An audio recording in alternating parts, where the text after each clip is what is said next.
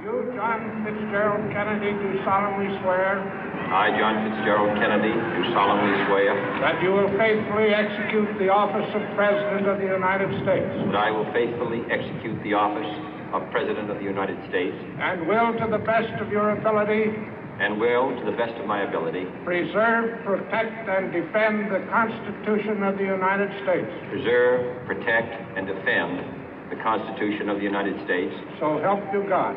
So help me God.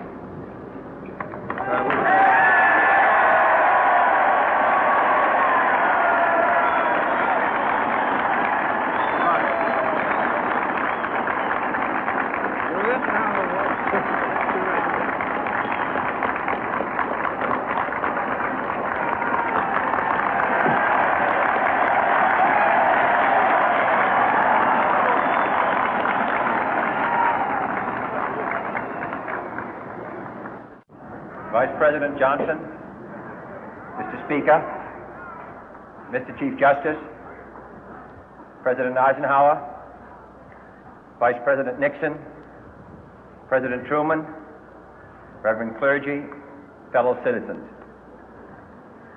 We observe today not a victory of party, but a celebration of freedom, symbolizing an end as well as a beginning, signifying renewal as well as change. For I have sworn before you and Almighty God the same solemn oath our forebears prescribed nearly a century and 3/4 ago. The world is very different now, for man holds in his mortal hands the power to abolish all forms of human poverty and all forms of human life. And yet the same revolutionary beliefs for which our forebears fought are still at issue around the globe.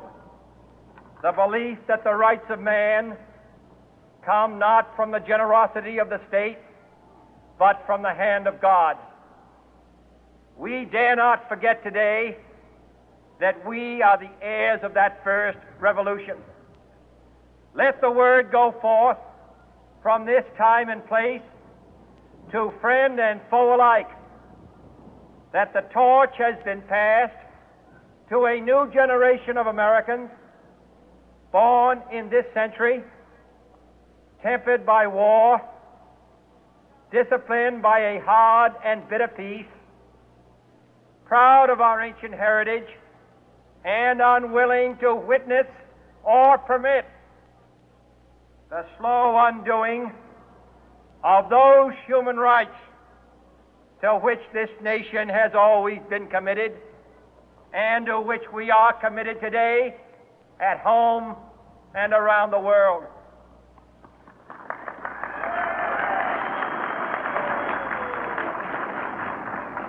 Let every nation know, whether it wishes us well or ill, that we shall pay any price, bear any burden, meet any hardship, support any friend, oppose any foe to assure the survival and the success of liberty.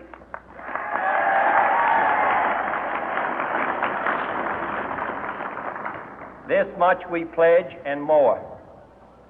To those old allies whose cultural and spiritual origins we share, we pledge the loyalty of faithful friends. United, there is little we cannot do in a host of cooperative ventures. Divided, there is little we can do, for we dare not meet a powerful challenge at odds and split asunder. To those new states whom we welcome to the ranks of the free, we pledge our word that one form of colonial control shall not have passed away, merely to be replaced by a far more iron tyranny.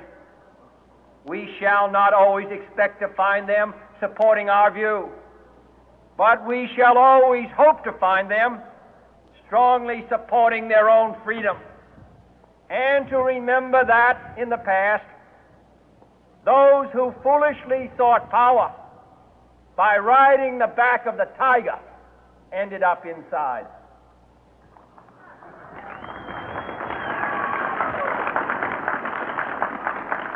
To those people in the huts and villages of half the globe struggling to break the bonds of mass misery, we pledge our best efforts to help them help themselves for whatever period is required, not because the communists may be doing it, not because we seek their votes, but because it is right.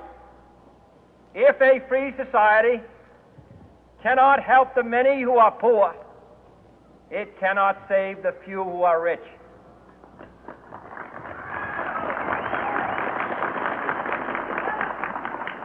To our sister republics south of our border, we offer a special pledge to convert our good words into good deeds, in a new alliance for progress, to assist free men and free governments in casting off the chains of poverty. But this peaceful revolution of hope cannot become the prey of hostile powers. Let all our neighbors know that we shall join with them to oppose aggression or subversion anywhere in the Americas. And let every other power know that this hemisphere intends to remain the master of its own house.